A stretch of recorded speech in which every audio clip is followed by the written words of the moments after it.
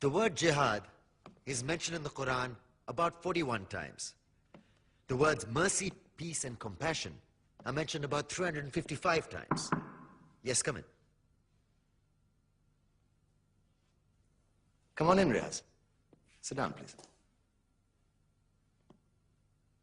Contrary to popular belief in most Western cultures, Islam is a religion that preaches peace and tolerance. Yes, Patricia.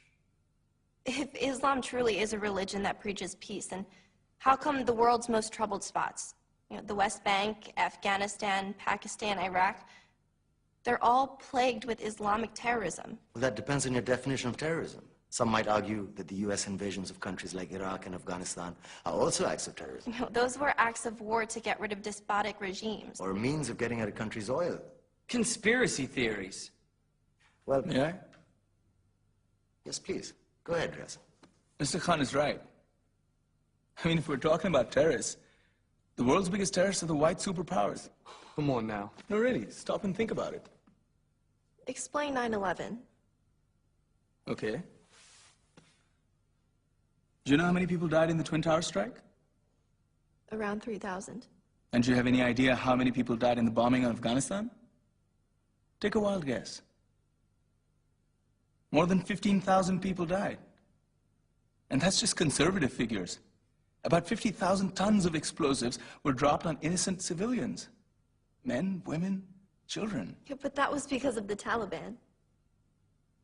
Now that you brought it up, did you know that the Taliban was a creation of the CIA to fight the Russians? Whatever. They were still harboring terrorists.